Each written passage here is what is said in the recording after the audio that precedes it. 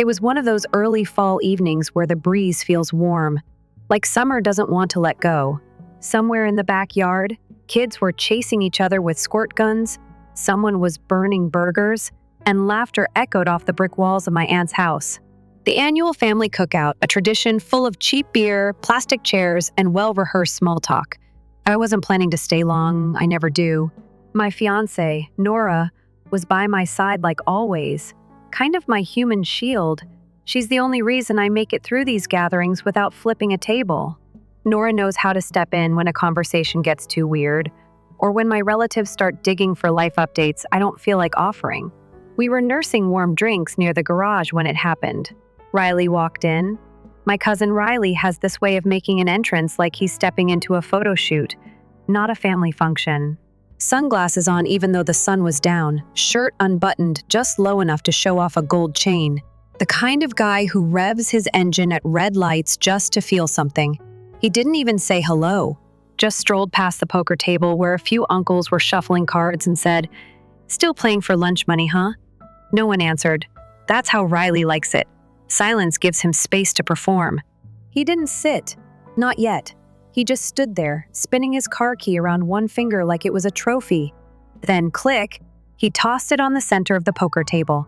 The sound echoed, like a challenge. Audi S5, he said, grinning.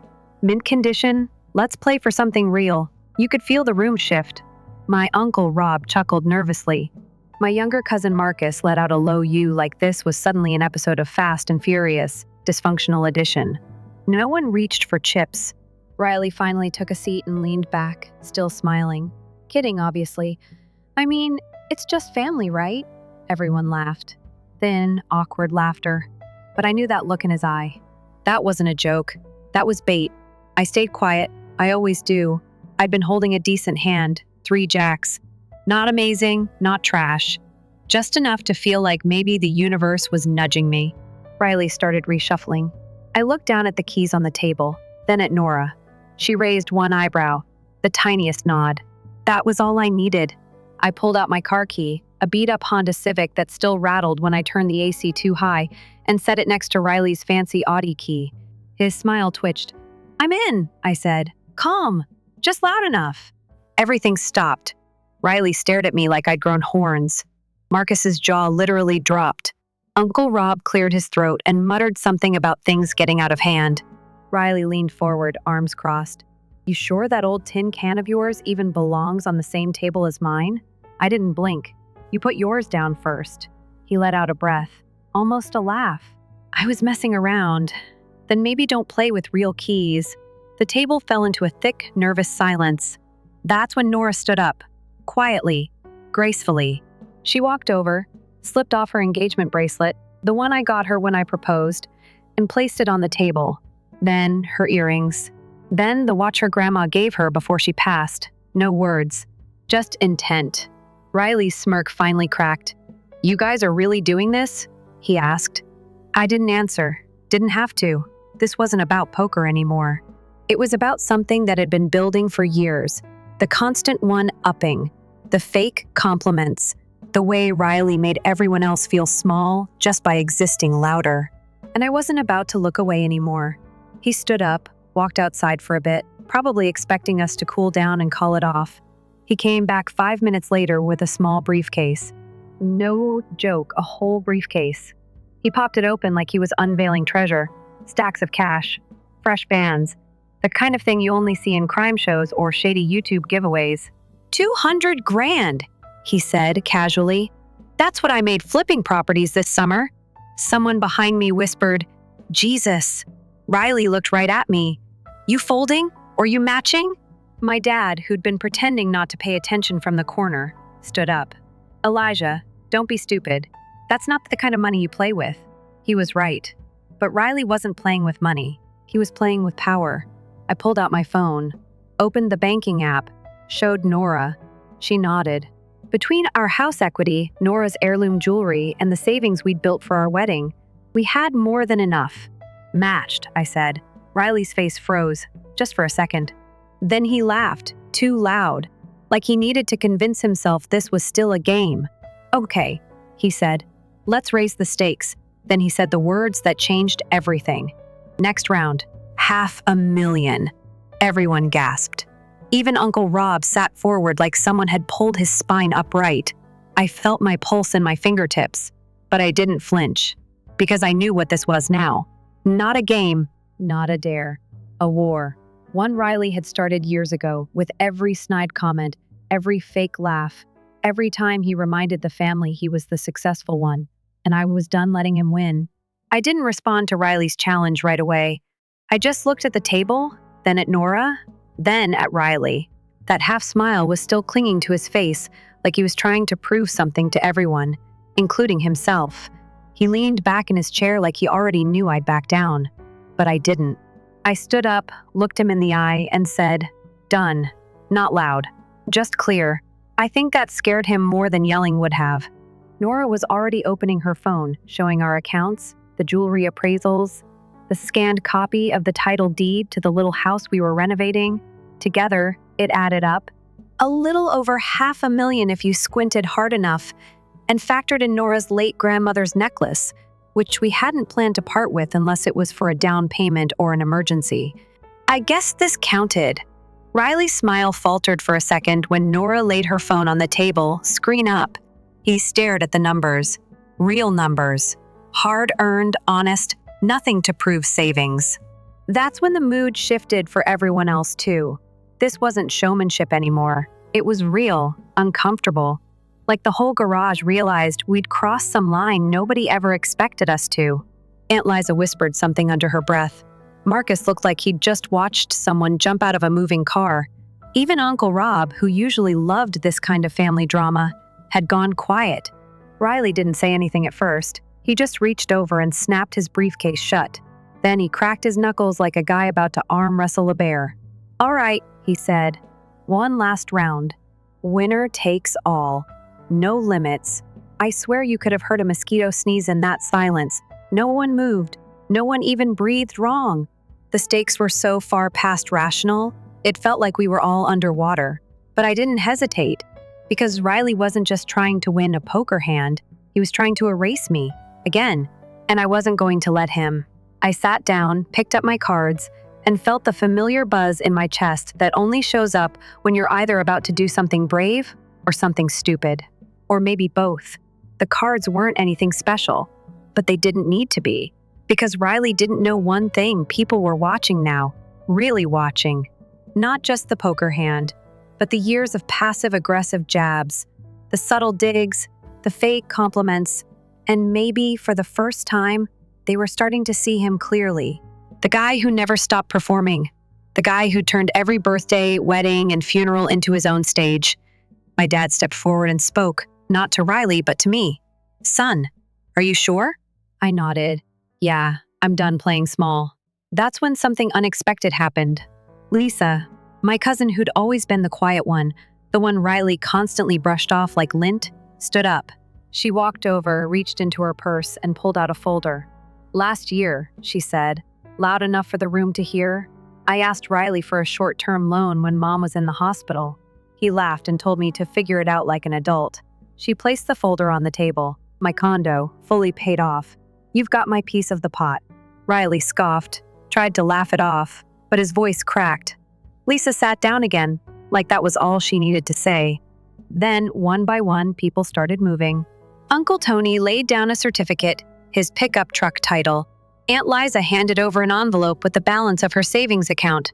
Marcus brought over a lockbox he'd inherited from his grandfather. A quiet storm, slow and relentless. Everyone Riley had slighted, dismissed, ignored, now lining up behind me. It wasn't about the money, it never was. It was about someone finally saying enough. The final total? A little over $700,000 in assets. It was ridiculous. And also kind of perfect. Riley sat back, blinking like he'd been slapped across 3 different timelines.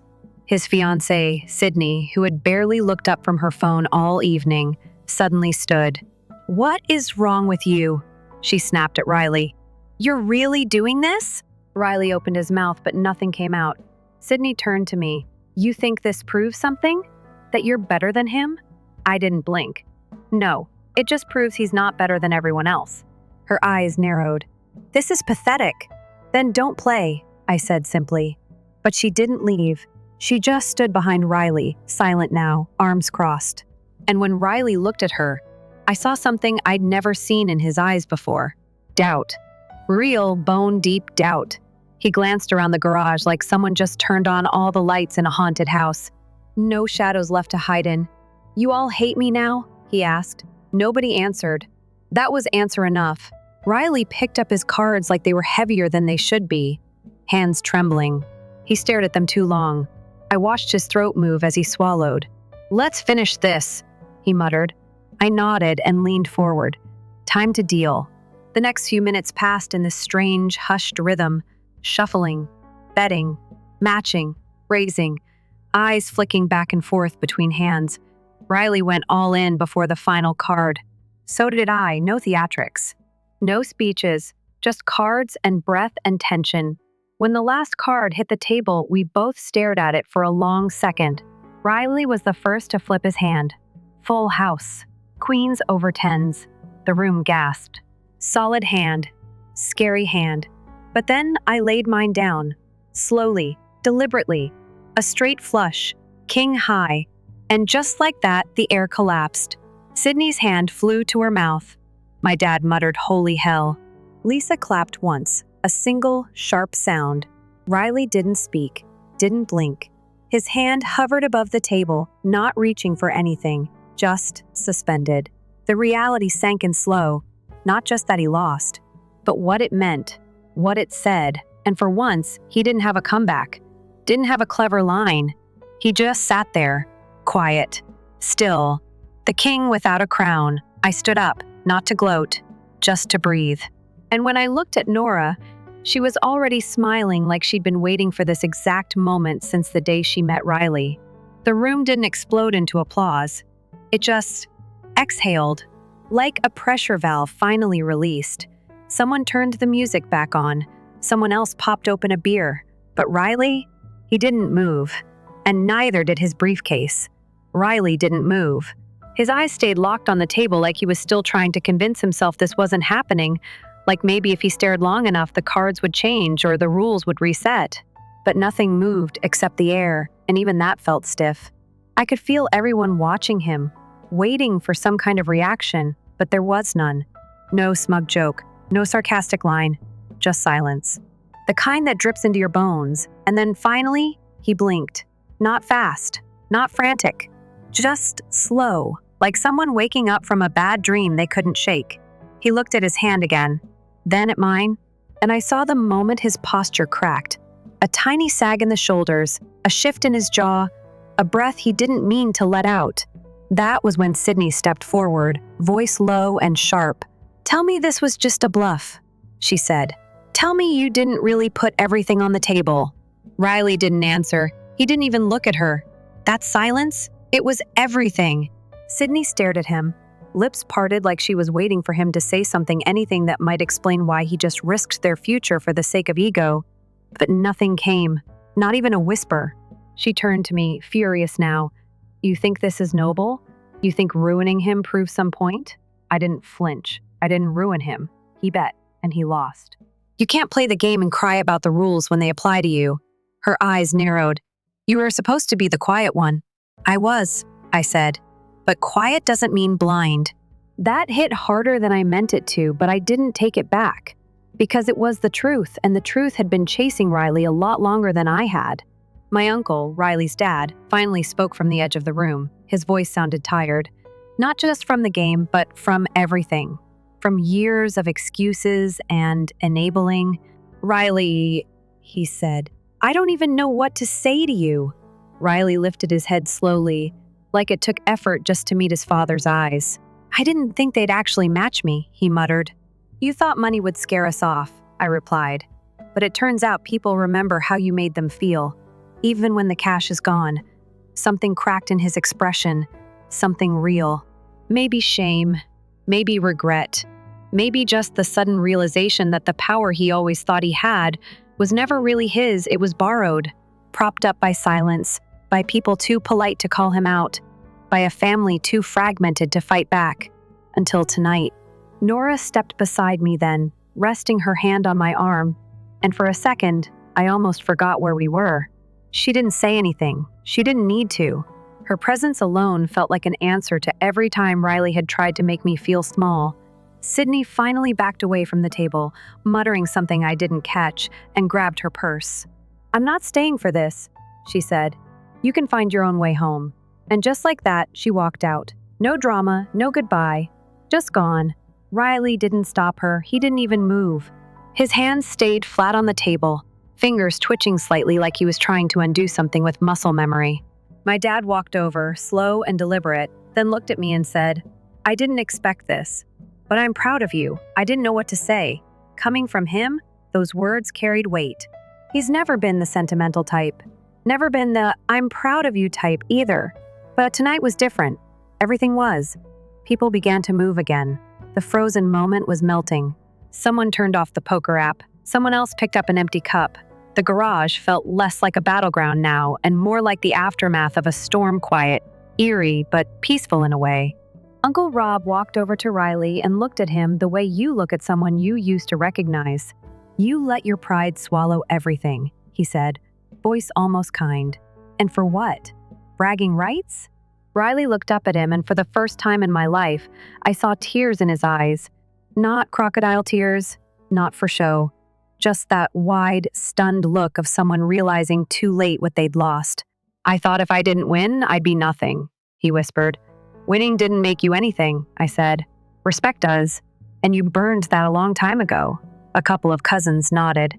Even the ones who used to laugh at his jokes. Lisa walked past him without a glance, picked up her folder from the table and handed it to me. "Use my share however you want," she said. "Just make sure he doesn't touch it." Then she left. No parting words, no gloating, just dignity. Nora and I stood there, hands still lightly touching, watching Riley's world shrink in real time. He looked around the garage as if searching for something, maybe sympathy, maybe forgiveness. He found neither. My uncle sighed and stepped forward. "You're going to have to fix this yourself, son." "And not with another bet." Riley finally pushed back his chair and stood. Not like before, not like the cocky entrance he made earlier. He moved like someone whose legs were carrying more weight than they were built for. He looked at me one last time and said, "You won." "It wasn't about that," I replied. "It was about stopping the bleeding." Then he walked out the door, alone. No speech, no slam, just the sound of his shoes on concrete. A kind of hollow echo I'll never forget. The garage stayed quiet a beat longer. Then someone chuckled awkwardly, like breaking the tension was mandatory. And then the voices returned. Not loud, not fake, just human. My aunt pulled out a fresh deck of cards, joking that maybe we should go back to playing for pretzels. Marcus offered to order pizza. Uncle Rob started telling some story about a high school prank and, for once, no one interrupted him. The mood didn't snap back to normal, but it did shift. Something had cleared. Like a fog we didn't know we'd been breathing in for years had finally lifted. Nora leaned in close and said, "You all right?" I nodded slowly. "Yeah, just processing." She smiled and gave my hand a quick squeeze. "You didn't just win a hand, you reset the board." I exhaled and looked around the room. People were laughing now, talking like they hadn't in years. Not performing, not guarding, just existing. I couldn't remember the last time the reunion actually felt like family. And even though Riley was gone, his absence felt like the missing piece we didn't know we needed. Not because we wanted to cut him out, but because for the first time, no one had to shrink around him. The next morning started too quiet, like the silence was trying to tiptoe around what had happened the night before. Sunlight filtered through the kitchen blinds, like it was trying not to wake anyone. And for a few minutes, I sat at the table alone, staring into a cup of coffee that had already gone cold. Nora was still asleep, curled up in the guest room like she hadn't carried the emotional weight of last night across the finish line with me, and I figured she deserved at least another hour of peace before the ripple effects started hitting. Because I knew they would. Something like that doesn't just stay in the garage. Family drama travels fast. I was half right. By the time noon rolled around, people had started clearing out, some with polite excuses about traffic, others avoiding eye contact altogether. The ones who stayed looked at me differently. Not in a bad way, just adjusted. Like they were relearning who I was without the lens Riley always cast over me. My dad clapped a hand on my shoulder at one point and said, "You held your ground," which, coming from a man who once told me to pick my battles by pretending they weren't happening, was basically a standing ovation. Even Uncle Rob, who thrived on chaos but usually avoided accountability like a sport, pulled me aside and said, "I should have said something years ago. I didn't ask what he meant. I already knew." For a long time, Riley had been the family's noise, and the rest of us had adjusted our volume accordingly. Now, with that background static gone, you could finally hear what people had been thinking all along. Lisa and Marcus stayed behind to help clean up, and while we were stacking chairs and boxing leftover burgers, Lisa asked, "Do you think he'll ever come back from this?" I thought about it for a second before answering, "He might, but it won't be the same version of him. And honestly, I don't think that version was working for anyone, not even him." Marcus nodded slowly, like that settled something inside him. "It's weird. I used to look up to him. Thought he had it all figured out. He wanted everyone to think that," I said. "Even if it meant stepping on people to prove it," Lisa muttered. "And we just let him." I didn't respond, because she wasn't wrong. It hadn't been one person's fault. It had been a culture, a pattern. Every laugh at his mean jokes, every compliment we gave to keep the peace, every eye roll we swallowed instead of saying, "Hey, that's not okay." But last night was the reset, and it was long overdue. Later that afternoon, Nora and I sat on the back porch, watching kids run around the yard like nothing had happened. And maybe for them, nothing had. They didn't know about pride and ego and inherited expectations. They just wanted more lemonade and a chance to climb the tire swing. I envied that. Nora sipped her drink and asked, "What are you thinking about?" I tilted my head toward the garage. "How fast something can fall apart when it was never built on anything solid." She nodded. "Or how quickly people show you who they are when the show ends." We were quiet for a bit after that, letting the breeze do the talking. And then she said something I hadn't expected. "You know, I used to worry about marrying into your family." I turned to her. "Really? Not because of you," she said quickly, "but because I wasn't sure there was room for someone like me in a place where people like Riley called the shots." That hit harder than I wanted to admit. Because she was right. There hadn't been room. Not for her. Not for me. Not for anyone who didn't play the game by Riley's rules. But last night cracked something open, and I didn't plan on letting it close back up. "There's room now," I said. "Because we made it." She smiled at that. Not big, but deep. Like something inside her unclenched. We stayed out there until the sun started shifting toward the trees, and then I got a message. It was from Riley. One line. I didn't mean for it to go that far. I stared at the screen for a long moment before locking the phone and setting it face down. I didn't respond. Not because I wanted revenge, but because not everything deserves a reply. Sometimes silence isn't a punishment, it's a boundary. Over the next few weeks, things shifted in subtle ways. Group texts were a little quieter without Riley flooding them with humble brags. Birthdays were more relaxed. People started visiting each other more often. The gatherings didn't feel like events to endure anymore, but actual chances to connect. When Lisa's mom got sick again, people showed up to help without needing a reason. When Marcus needed help moving, no one made a joke about trucks and masculinity, they just showed up with boxes. The family didn't become perfect. No family does. But the tone had changed. We'd stopped tiptoeing around one person's ego and started leaning into each other instead. A few people tried reaching out to Riley. I heard about it through the grapevine. One cousin said he refused to come to Thanksgiving. Another mentioned he'd unfollowed half the family on social media. Sydney had moved out, apparently. Took the dog and the espresso machine. No one blamed her. Riley's spiral wasn't dramatic. It was quiet. A slow unraveling of the illusion he'd curated for years. And the truth is, I didn't hate him. I didn't even want to see him crash. I just didn't want to be one of the people handing him fuel while he lit matches. The strangest part was how normal everything felt once he was gone. Like he'd been the storm cloud we'd all gotten used to pretending wasn't there. Without him dominating the space, everyone else had room to breathe, to be. I saw Marcus laughing with my dad, something I'd never seen before. Lisa started planning a family trip, something we hadn't done in over a decade. Even Uncle Rob started showing up to dinners without needing someone to drag him out. Nora and I got back into our wedding planning with fresh energy. There was a lightness to it now. No more worrying about speeches being hijacked or who was going to try and make our day about them. Just love, food, and the people who had earned their seat at the table. When we finally picked a date, Lisa offered to coordinate. Marcus volunteered his band. My dad, who hadn't spoken much about the wedding before, insisted on covering the catering as his gift. It was like everyone was trying to build something new, together. And for once, no one was asking permission to do it.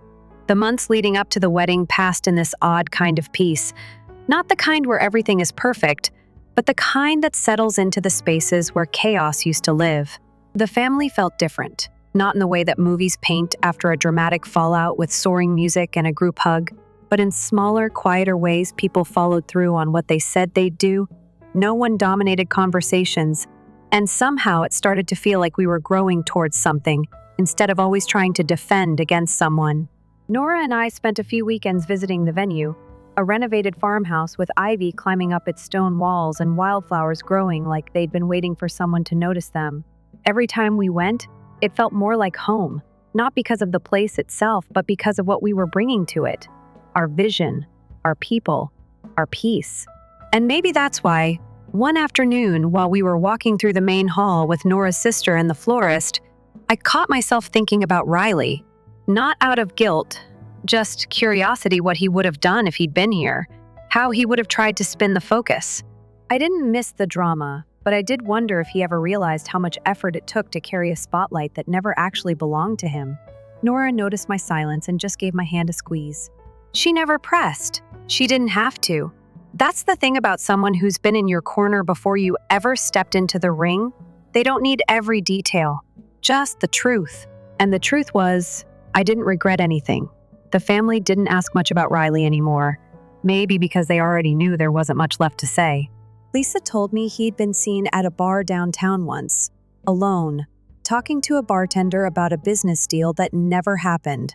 Marcus heard he was living in a condo that used to belong to one of his clients. No one confirmed anything. No one needed to. He had built his empire on perception, and once that collapsed, so did his invitations. Our wedding day arrived like a calm breeze after a storm that had raged for years. The morning was cool, sky painted in soft blues and golds, the kind of weather that felt earned. Nora looked like something you only get to see once in a lifetime, not because of the dress, although she was stunning, but because of the way she carried herself. Like someone who had never let fear shrink her voice. I stood in the back of the venue, surrounded by people I trusted, watching them laugh, sip mimosas, and take selfies like they weren't just guests but architects of something better. Lisa was running logistics like a general, snapping orders into her phone and her clipboard like the universe depended on it. Marcus had set up a small stage for the reception and was tuning his guitar while chewing on the same straw he always used when he was nervous. My dad stood next to me, straightening his tie, pretending like he wasn't emotional, even though his eyes were pink at the corners. "You good?" he asked, and I nodded. But he didn't let it drop there. "I know we haven't always said things when we should have. I missed chances. I see that now, but I'm proud of the man you became, and I'm glad I got to see it with my own eyes." I didn't try to make a speech. I just said, "Thanks, Dad," and gave him a nod, which somehow said more than any toast ever could. The ceremony itself was simple, real. No theatrics, no viral moments, just vows we wrote ourselves and the people who mattered standing close enough to hear them. Nora's words made me forget to breathe for a second. She spoke about home not being a place but a person, about silence being power when used right, about building a future on something no one could take away. When it was my turn, I spoke less like a groom and more like someone who had finally figured out what strength really was: not loud, not showy, not measured in money or control, but in stillness, in loyalty, in the quiet choice to protect something instead of prove it. After the applause, after the rings, after the kiss, we stepped into the kind of warmth I didn't know I'd ever feel in front of family. People weren't just celebrating, they were relieved. Like they'd needed this just as much as we had. The reception was held under string lights and oak trees, laughter floating like it belonged in the leaves. Lisa gave a speech that made half the crowd cry and the other half laugh so hard they spilled their drinks. Marcus played a song he wrote just for us, a soft, raw melody that sounded like a confession. Even my dad danced once, awkwardly but sincerely, with Nora's mother while mouthing the words to some 80s hit like it was part of a peace treaty. No one brought up Riley, not even once. But his absence wasn't awkward. It was clean, like a healed scar you stop noticing until someone points it out. And then, toward the end of the night, as people started drifting toward dessert tables and folding chairs, Lisa found me near the fire pit. She handed me an envelope. "What's this?" I asked. She just smiled. "A gift. From all of us. For what you did." I opened it slowly. Inside was a deed transfer. Lisa had legally added me as a co-owner of a property she inherited last year. "Why would you do this?" I asked. "Because you reminded us what it looks like when someone stands their ground," she said. "You didn't just win a hand, Elijah. You changed the rules." I didn't know what to say. Gratitude sat in my throat like a warm stone. Nora came over then, wrapped her arms around me from behind, and whispered, "Still think poker's just a game?" I laughed soft and low and said, "No, I think it was a mirror." Because that's what it had been, really. A reflection. Of how far we'd let things slide, of how we'd adjusted our spines around one man's ego for too long, and of what could happen when anyone finally said no more. The rest of the evening blurred into snapshots. My dad singing badly, Lisa twirling her little niece, Marcus making s'mores like a gourmet chef, Nora kicking off her shoes and dancing barefoot under the stars. And me, watching it all, realizing this wasn't just a celebration of love, it was a reclamation of space, of voice, of family, of legacy. The version of us that let Riley rule with charm and condescension was gone. In its place stood something better, not polished, not perfect, but undeniably real. And as the fire crackled and stories poured out around it, I leaned into Nora, kissed her temple, and whispered, "We did it." She smiled and said, "No, you did. But I knew better." This kind of change doesn't belong to one person. It belongs to everyone who stopped clapping for the wrong people, who stopped shrinking, who chose quiet courage over loud approval. And maybe that's the real win. A few months passed after the wedding, long enough for everything to settle, but not long enough to forget. Life moved forward, quietly, without announcement. That was the first sign things had truly changed. No one was waiting for drama anymore. People checked in because they wanted to, not because they felt obligated. There were no power plays, no silent rankings based on jobs, cars, or bank statements. It was like the family had exhaled and finally meant it. Nora and I built a rhythm: slow mornings with burnt toast, quiet evenings planning our next home project, weekends helping Marcus with his band or grabbing coffee with Lisa. The world didn't suddenly glow with perfection, but the noise was gone, and that made room for something better. Peace, not performance. Connection, not comparison. Every now and then, someone would bring up Riley not with bitterness, just curiosity, like wondering what happened to a neighbor who moved away and never left a forwarding address. I didn't know exactly where he'd gone, only that he hadn't come back. No texts, no calls. His name hadn't come up in any group chats, not even from his closest cousins. It was like the whole family had instinctively decided to leave the door unlocked but not swing it wide open. Then, one Sunday afternoon, Nora and I were at the farmer's market when I saw him. Riley, standing by the honey stall, alone, holding a bag of apples like he didn't quite know what to do with them. He looked smaller somehow. Not physically, but something in his posture. The way his shoulders curved in instead of out. He hadn't seen me yet, and for a moment I just stood there, frozen between instinct and curiosity. Part of me wanted to turn and leave, pretend it never happened. Another part of me, the one that had spent years letting him win without saying a word, just watched. Eventually, he looked up. Our eyes met. No dramatic music, no crowd parting, just a stillness that settled over us like a shared breath. He nodded first. I nodded back. Then, to my own surprise, I walked over. We didn't shake hands, didn't exchange pleasantries. He just said, "Hey." I said, "Hey," back.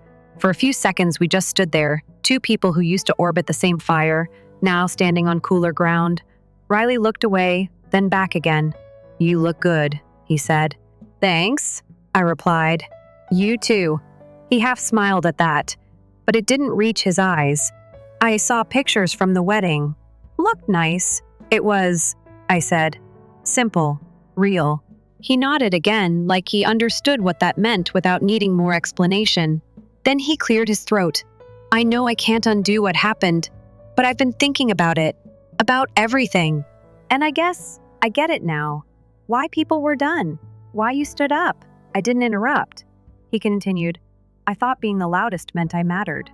That if I kept winning, no one would look too closely at how hollow it all felt. But you saw through that, and honestly, I hated you for it. Because you didn't play the game, and I didn't know how to exist without it." He let out a shaky laugh, the kind you let out when the truth stings. I stayed quiet, not out of spite, just to let the air breathe around his words. He looked down at the apples in his hand like they might offer a better script. "I'm not asking for a reset," he said. "Just, maybe down the line, if you ever think there's space for a conversation that isn't about poker or pride, I'd be willing to have it." I didn't promise anything, but I didn't walk away either.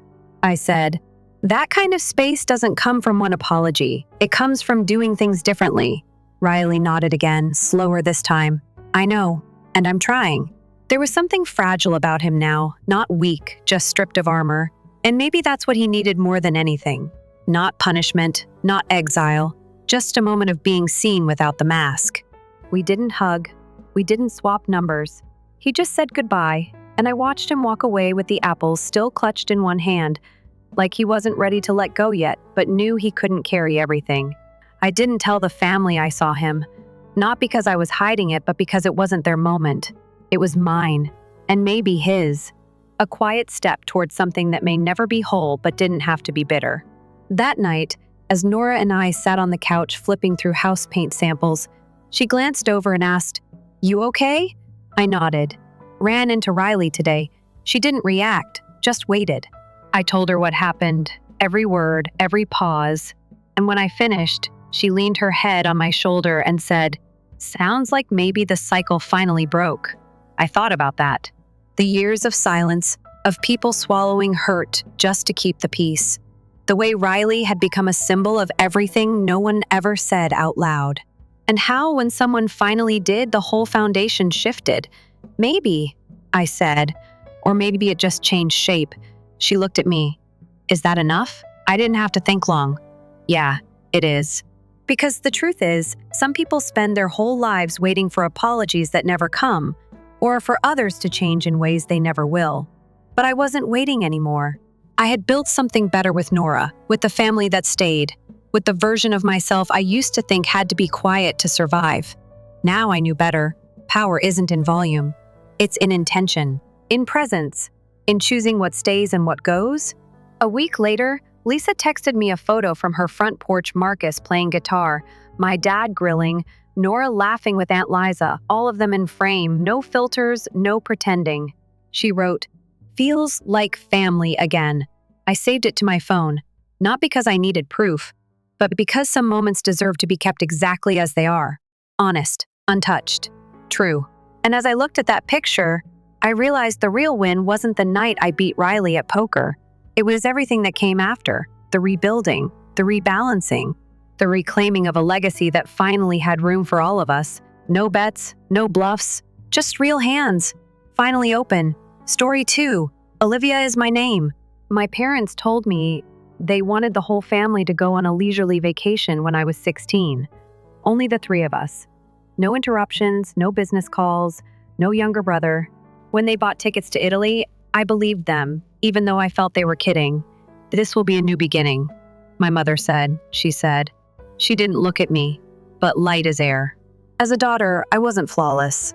I was summoned to the principal's office a few times, got into arguments with classmates, and failed science. However, I never thought that would be sufficient grounds for them to detain me and then vanish. The trip first appeared to be a standard vacation postcard, with Rome bathed in golden sunlight, cobblestone walkways, and cold gelato melting on the mouth. At the Trevi fountain, we snapped photos. As if we were a real family attempting to mend past wounds, my dad held the camera while my mom gave me a gentle back embrace. I wanted to think it was true.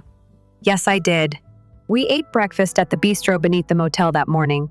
Dad placed his customary order for a black espresso. Mom put on her brick red lipstick and chose a croissant, the one she saved for big events. While dining and messaging my closest buddy back home, I sat across from them. It's all right. I believe they're making a sincere effort. Then, with a voice hardly audible above a whisper, my mother turned to face me. Let's go for a stroll and get some mementos. Only 15 minutes. I nodded without hesitation, although it was 15 minutes, grew to be an hour. Next, 2, and finally 3. No calls, no texts, nobody returned. I staggered over to the front desk and asked for the names of my parents. They checked out this morning, the receptionist said, looking perplexed. I went cold. My keycard was no longer functional, so I hurried upstairs and banged on the door of the hotel room. An employee assisted in opening it. Within, empty, no bags, nothing to wear. There had never been a sign that I belonged there. My phone had died. I didn't have any money, my passport, or even my little backpack. Unbeknownst to me, my constant companion had disappeared. I passed out in the corridor, heart thumping, hands shaking. All of my calls to my parents ended up in voicemail. I continued sending frantic texts one after the other. You're where? Is this a joke? I'm really freaking out. No response. That night, I slept on a bench at the train station. The wind off the tracks was sharp and cold against my face. Every train whistle echoed like a slash. Through the silence, I had imagined many awful scenarios in my life, but never this, that my own parents would leave me behind in a foreign country. The next morning, I found a small folded note in my jacket pocket, written in my mom's familiar handwriting. You're 16, old enough to survive? Don't apologize. No explanation. Just one sentence. Cold, final, and ringing in my head like the last snap of a thread I'd been clinging to. I didn't know where I was. I didn't know where to go. Everything had disappeared, not in a nightmare, but in a painfully real moment. And I realized they didn't just leave me behind. They had erased me from their lives. I don't remember how long I walked after leaving the hotel, just that my feet burned. My eyes stung from exhaustion, and my stomach screamed for anything. I wandered the cobbled streets of Rome, tucking myself into narrow alleys to avoid strangers' stares. Night fell quickly, colder than I expected.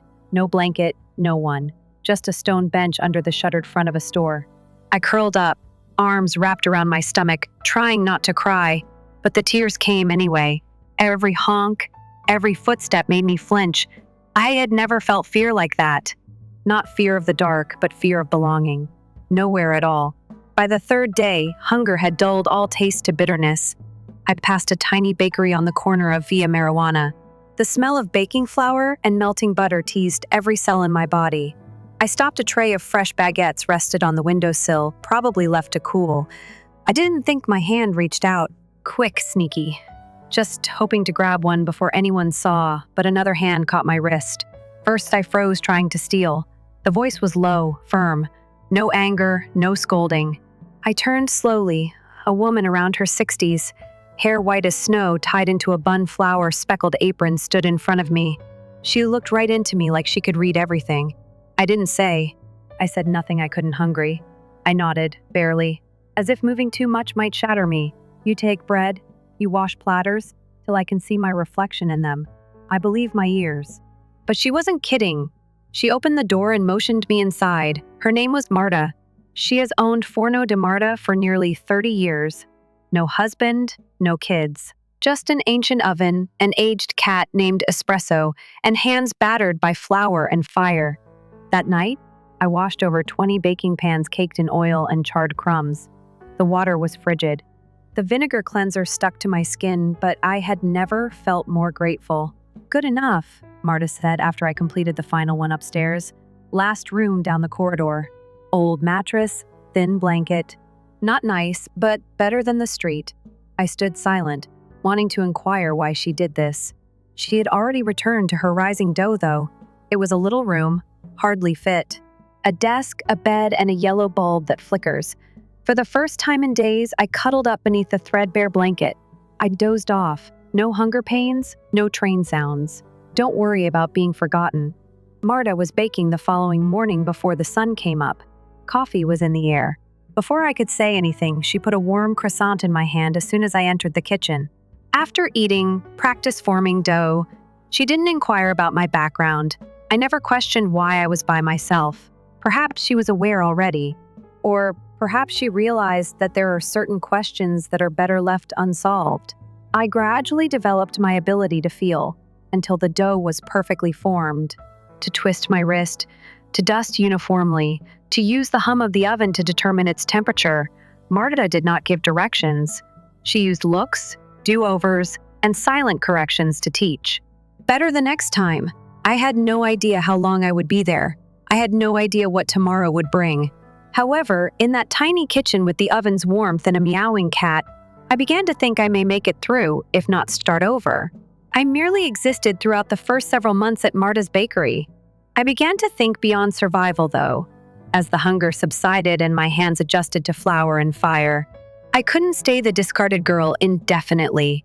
I had to accomplish something for myself, something bigger than myself, or at least figure out who I was on my own without anyone telling me.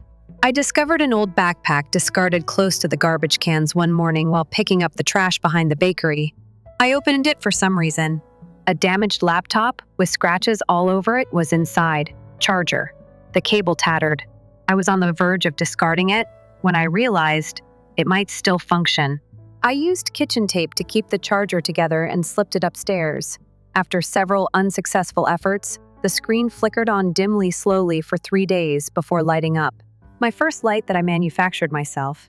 I stood near the window for a signal and utilized the free Wi-Fi provided by the cafe next door. Before I discovered a free JED preparation website, I had no idea what I was looking for. I registered, I cleaned, baked, and served throughout the day. At night, I huddled under a little window on the 3rd floor, relearning algebra and reading American history in an unfamiliar English. I used borrowed ink pens from Marta, who has never inquired as to why I studied, to write chemical formulas on the back of pastry boxes and underline them, as long as you're making an effort.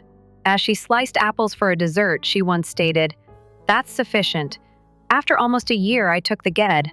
I passed the bakery, and the exam was held at a small community hall, 2 bus rides away. Not flawlessly, but enough to demonstrate that I was capable of more than just surviving. I have no idea why I became so fixated on business.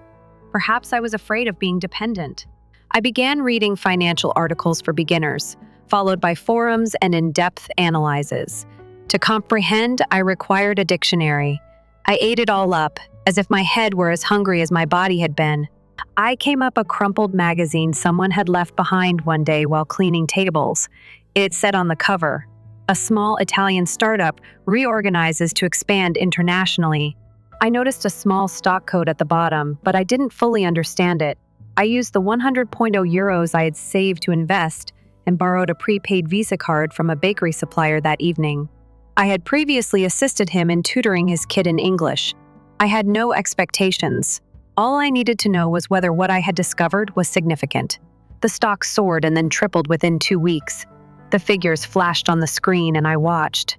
My heart was racing, not because I was wealthy, but because, for the first time in my life, everything I had learned was having tangible effects. Don had faith without being informed. I took the money and divided the earnings. For the bakery, half purchased a new espresso machine. Since last month, the old one has been leaking. I saved the other half for an unnamed fantasy. That evening, Marta angled her head at me as I was transcribing a list of free finance websites into my small notepad. "You've evolved," I said. She said, "In the past, you walked as if the floor could give way beneath you.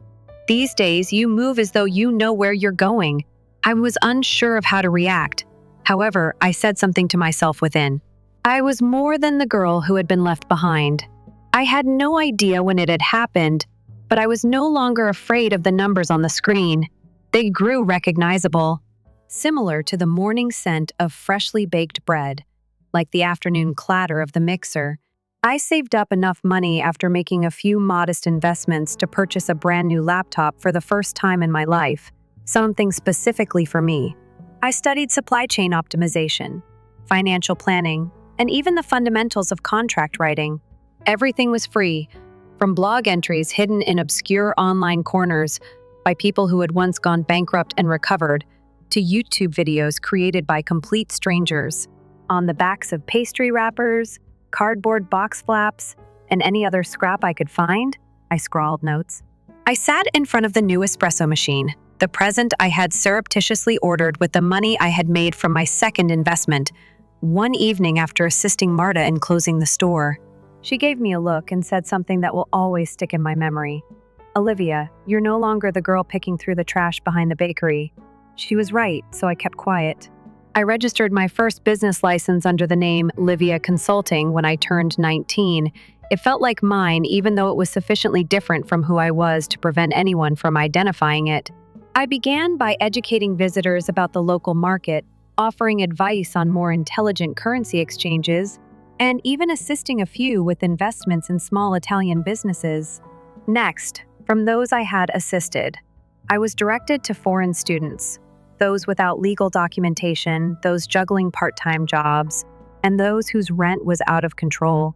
Without ever leaving their small rented rooms, I showed them how to open digital bank accounts and locate online income opportunities. I demonstrated to them how to save every euro and how, eventually, that same amount could support the dream they had previously believed to be gone. There was no set fee that I charged. Some gave me handwritten cards, pizza dinners, phone credit, or thank you gifts. They proved something I never thought I could do to help someone, so I kept them all, not because they were valuable. As usual, Marta didn't ask questions, but when she sighed at the mailbox, she knew that I had paid the gas bill. When I handed her the first smartphone she had ever owned on a cool fall morning, and installed a new security camera after someone broke the bakery window, she remained silent, featuring a speed dial button marked Livia in large fonts. She just nodded, took a sip of her coffee, and smiled. She said, "This old lady knows how to say thank you, but she doesn't get these apps."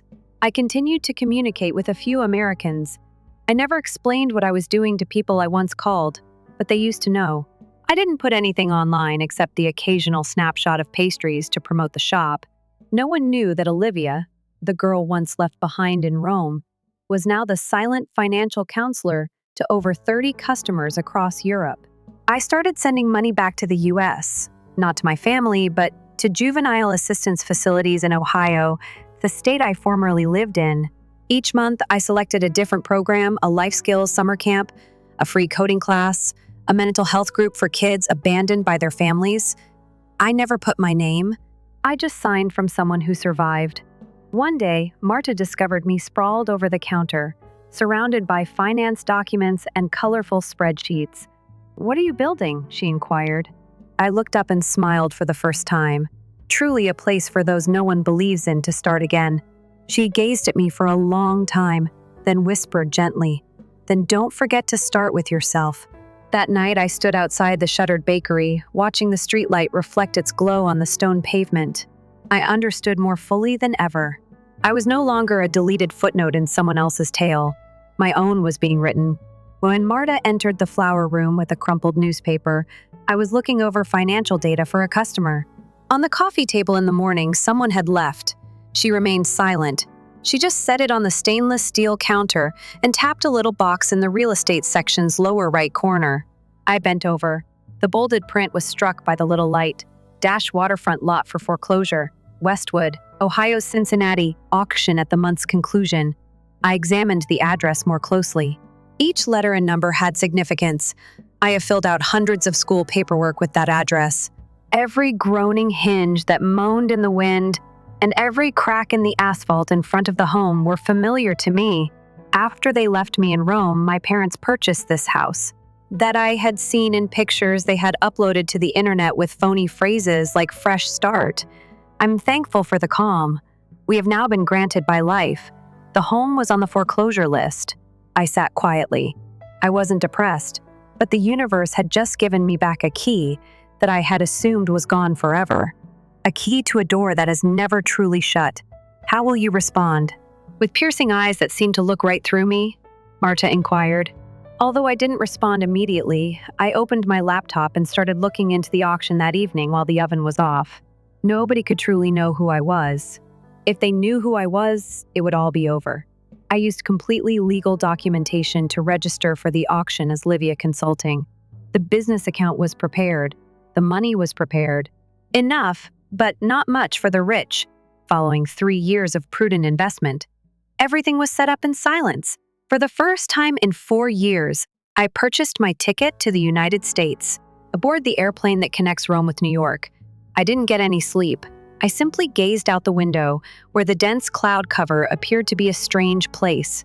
I thought I would never come back, but now I realized this was not going back.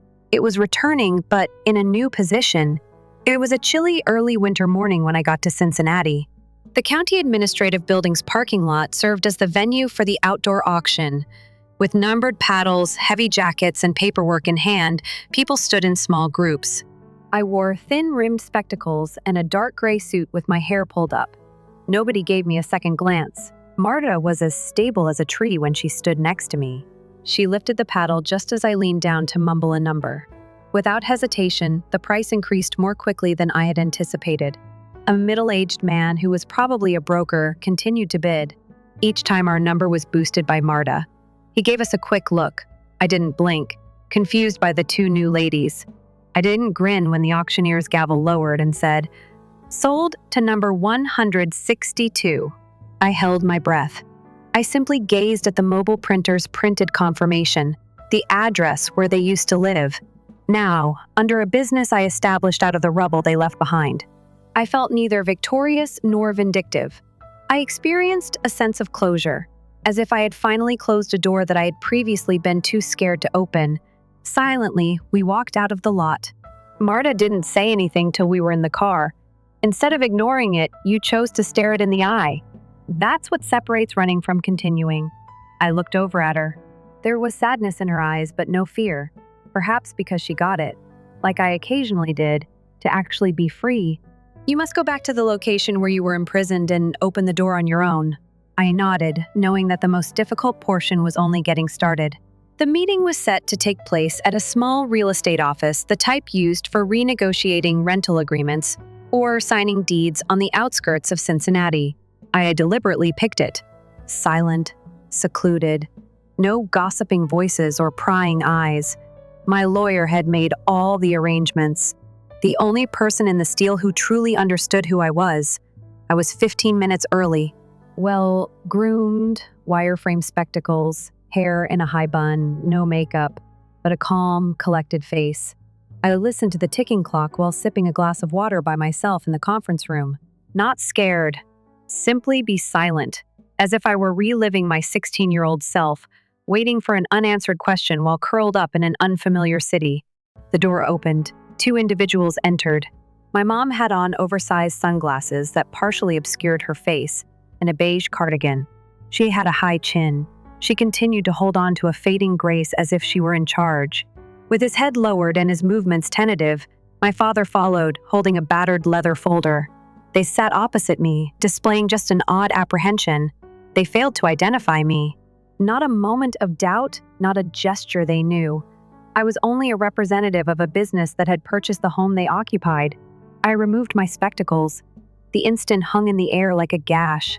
My mother tensed up, her lips moving as though she wanted to say something, but she didn't. After blinking twice, my father avoided looking into my eyes as if confronting me would bring back a long, buried horror. "We've already met. Stay steady, Rome," I replied. My mother's fingers gripped the strap of her handbag as she swallowed hard when I was 16. "We believed that you would find it simpler." Her voice trailed off as she said, "We believed you wouldn't hate us as much if we vanished." Suppressing a sour smirk, I cocked my head. "You decided to vanish entirely rather than said farewell.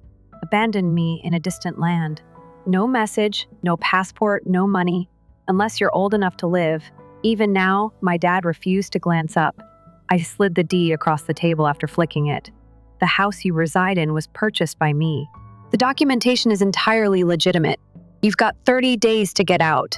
"This is not possible," my mom muttered. There were actual tears this time. I knew they weren't out of remorse, though. Only fear is unable to, I reclined. Only once did I wait for you to return for me. However, that never took place. I no longer require an apology. I must get closure. At that moment, Marta entered with a folder in her hand. Without saying anything, she simply put it on the table and nodded calmly and sharply at me. With a tone as cool as steel, she stated, "We'll send the formal move-out schedule tomorrow. Our organization can recommend someone if you need assistance moving." My mom almost burst into tears as she shook her head. "We are related, Olivia." I got up. Families don't leave one another in a faraway land and act as if their kid never happened. You made a decision. I've created mine now. I left without turning around. I didn't have to listen to any more words. I knew this because I had lived long enough in quiet. Timely words are sometimes more important than lengthy ones. Additionally, I had just recovered the one item they had stolen from me, my freedom of choice. My name started to show up on social media less than a week after the encounter. I received hateful tweets from the lady who gave birth to me, not congrats. She returned to take her parents' house after being poisoned by wealth and power. All we wanted was for her to grow up to be strong. We didn't think she would be a stranger when she returned. Hundreds of harsh and cold comments were left beneath each post. Most of them were from people I had never met, yet some were angry and some sympathetic. "Are you prepared to pass judgment on a daughter who has expelled her parents?" I didn't answer. I didn't have to be successful online. All I had to do was win in real life. I started remodeling everything as soon as they left the house quietly and on schedule. The home that had previously represented treachery was now serving as the basis for another project, a haven for ladies like myself who had been left behind. Because I think that sometimes the first light goes out too quickly, I nicknamed the residence Second Light. That being said, it's not the last. In addition to replacing the chilly, heavy furniture with comfortable textiles, couches, warm bedside lamps, and used bookcases I gathered from nearby libraries, I also repainted the faded yellow walls a gentle, soothing blue. A simple framed phrase took the place of the live last love banner that had been hanging in the living room. It was not intended for you to be unseen. The main bedroom was turned into a communal area. Each bunk bed has its own tiny environment, which I placed into lock boxes for personal things, comfortable body pillows, and new mattresses. Martha, or, as the girls subsequently referred to her, Mama Marta assumed responsibility for the kitchen. She showed them how to prepare the ideal peach dessert, knead dough, and maintain a constant oven temperature. More importantly, though, she instilled in them trust and patience. I had been relearning it for a long time. There were 3 females at our first session. After disclosing that she did not adhere to her family's beliefs, Jamie, 17, was expelled. Zoe, 15, who remained silent for the first week, simply gazed at the ground and nodded when someone talked to her, and Asha, 18, who walked about the train station after her stepfather refused to take her in after her mother died.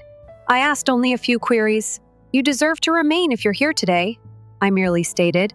Every Saturday, we got together for supper. Phones were not permitted at the table. Spoons were held in hands.